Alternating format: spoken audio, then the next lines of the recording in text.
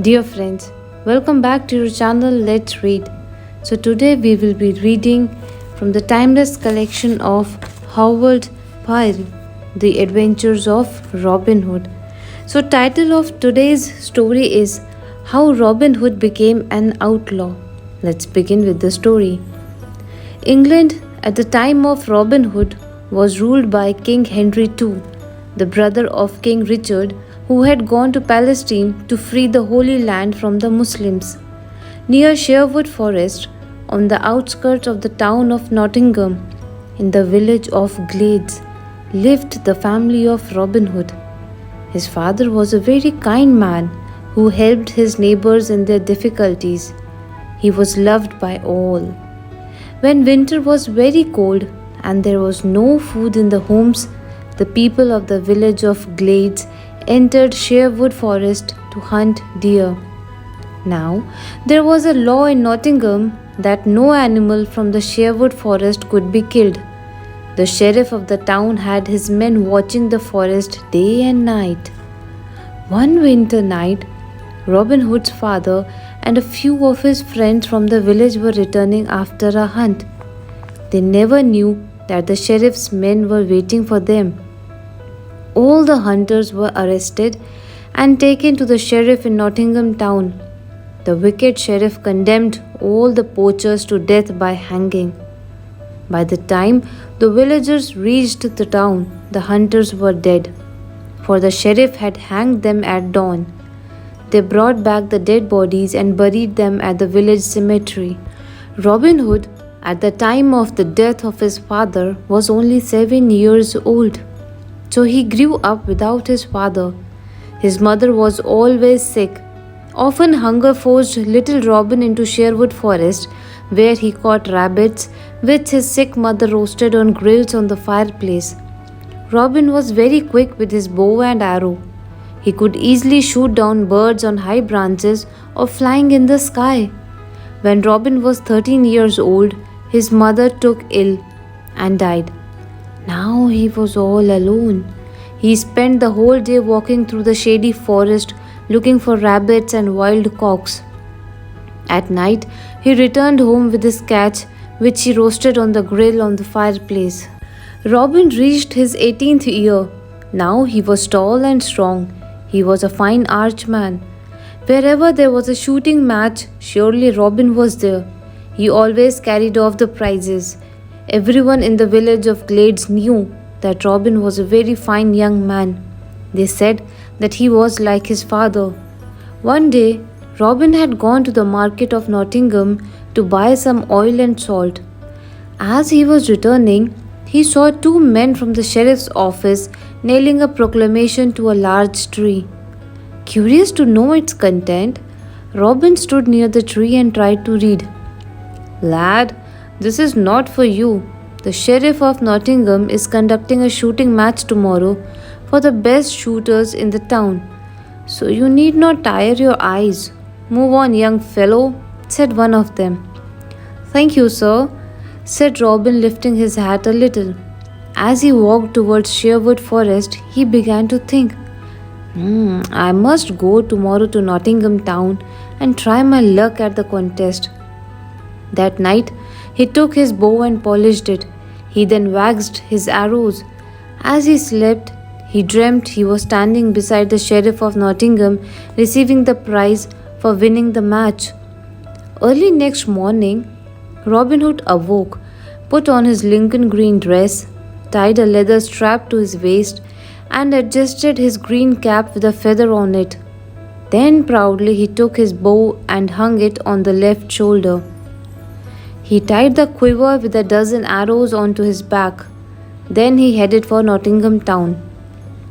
Merrily he walked, humming a tune, through Sherwood Forest when he happened to see a group of 4 men sitting in the middle of his path. From their uniforms, Robin knew that they were constables from the sheriff's office, sent there to watch the forest. He was about to pass them when one of them said, "Oh, look, who comes here? A wee little lad in green clothes. I think he's catching butterflies with his toy bow. Come, lad, what is your name?" Robin was not pleased with the man for calling him a lad. Well, sir, I am Robin Hood and I am no lad. With his bow, I can shoot down anything 100 feet away, whether it is moving or flying. You should know that I am on my way to Nottingham, where the sheriff is conducting a shooting match today, and I hope to win some prize.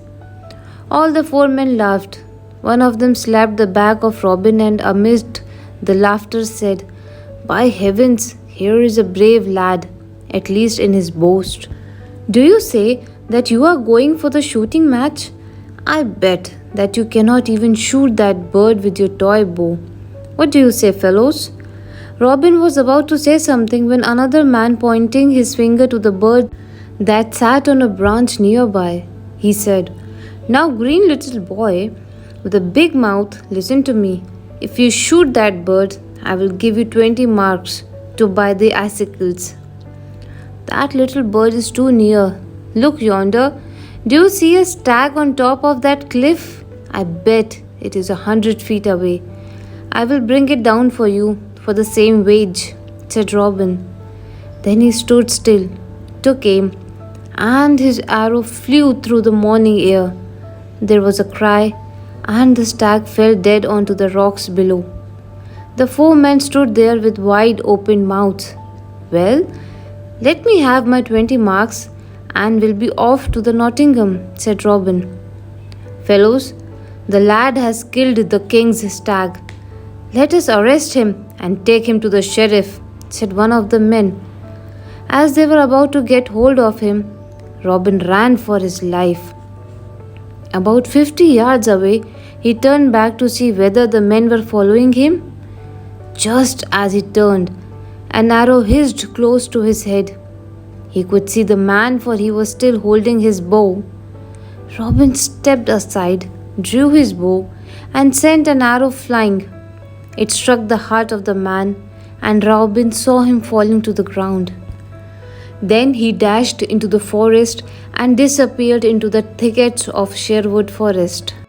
The other three men carried their dead companion to the Nottingham and told the sheriff all that had happened in the forest.